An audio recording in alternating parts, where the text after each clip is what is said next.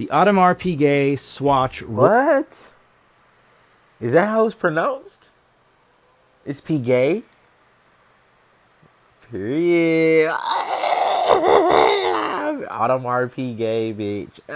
Royal Pop has finally arrived, and if you're watching this video, that means you've seen the teasers, you've seen all of the renderings people have made online. This release has transcended watches and become something of a hot pop culture topic of late, no pun intended. But now it's finally here, and here's everything you need to know about the new Royal Pop.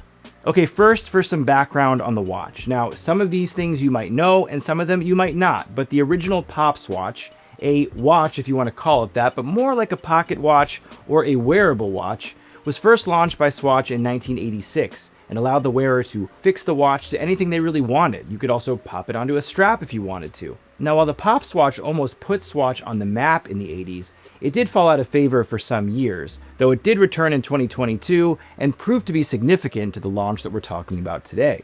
And by coincidence or not, the Royal Pop is landing exactly 40 years after that first release. Now, this is not the first collaboration we've seen from Swatch. In 2022, we saw the groundbreaking Moon Swatch collaboration. This came out during COVID? What is this? I've seen this before. This looks familiar, but like... Oh, Omega and Swatch. Okay. Cool.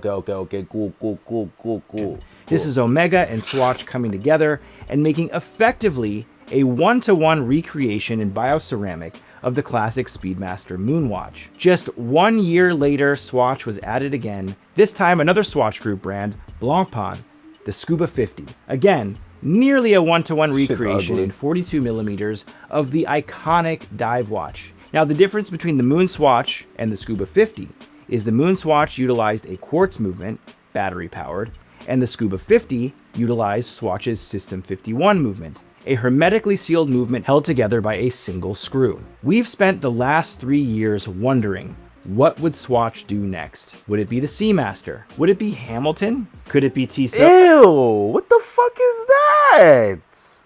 We've spent the last 3 years wondering, what would Swatch do next? Would it be the Seamaster? Would it be Hamilton? Yo, what is this? That looks odd. I don't like that at all. Could it be Fuck Tissot? no. And while all of those are exciting in their own way, I had personally heard in the past for some reputable sources that Swatch was looking outside the group for its next collaboration. It's quite possible that I also heard that AP might have been in the mix. Well, it was very hard for me to believe that at the time. Again, I heard this something like 2 or 3 years ago. But now the watch has finally arrived. And if you know anything about the parties involved, this shouldn't be totally surprising. That's a whoa,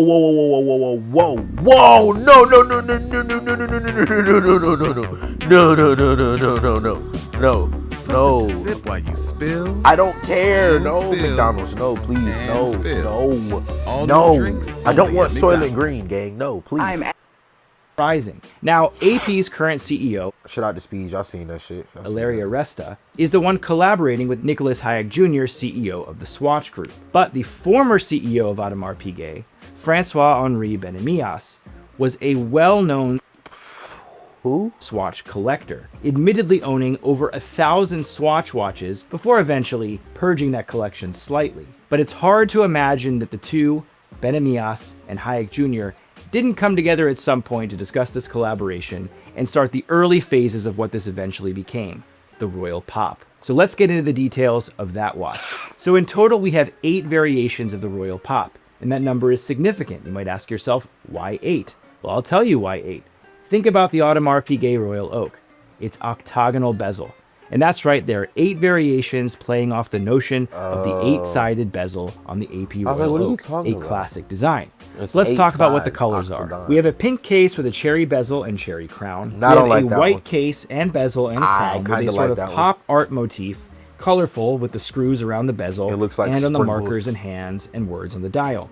We have a contrasting green option. That we have one's a okay. lime green Don't like and that light one at blue all, option. no. We have a navy and orange. That we one have is a my contrasting favorite one light so and far. dark blue case in a different configuration, which I'll get into momentarily, where you'll notice there is a small subsidiary seconds dial at 6 o'clock. We have a black and white, almost monochromatic amazing. My motif. favorite And we have a color, pink, black. yellow, and sort of turquoise No. option, which also utilizes the subsidiary very, seconds motif with the very crown at 3 birthday o'clock. cake-like. So, 8 royal pops. Okay, so let's see. So this one right here, I'm getting this one for sure. I'm getting this one too. For any birds that want any watch, I'll probably drop a cool 300 on this one too. The birds will also probably like this one right here as well. So yeah. If anybody would like me to trick on them, I got you. I will get you any AP swatch you want. But not all hit me. 8 are the Just hit me, same. honestly. 6 are quite similar, and they're called the Lapine style pocket watch. This means these are time only, 2 hands, hour and minute, and the crown position at 12 o'clock. The other 2 options are in a Savonette style pocket watch case with the crown Savonette. at 3 o'clock. This is the version available in the pink, turquoise, and yellow configuration, as well as the contrasting light blue, darker blue configuration. Each of the watches come affixed to a calfskin lanyard with contrasting stitching. Now, anybody who saw the teasers of this watch might have thought it was going to be some sort of a rope lanyard, but of course they've gone a bit upscale here with the calfskin motif. Now, I mentioned earlier talk of the Moon Swatch using a quartz movement, the Blancpain Scuba 50 using a System 51 movement, and the Royal Pop continues the use of the System 51, but kind of elevates it and takes it to grand new heights. And that's because this is the first System 51 ever to utilize a hand winding caliber.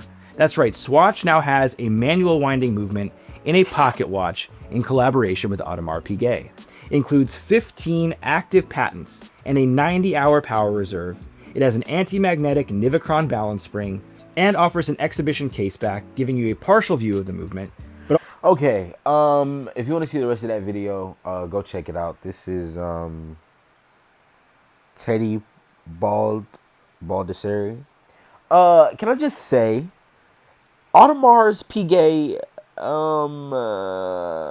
I don't really like. I don't like the fact that you think that you can just I don't like how the AI version of what I saw on Instagram 4 days ago was so much better than a stopwatch.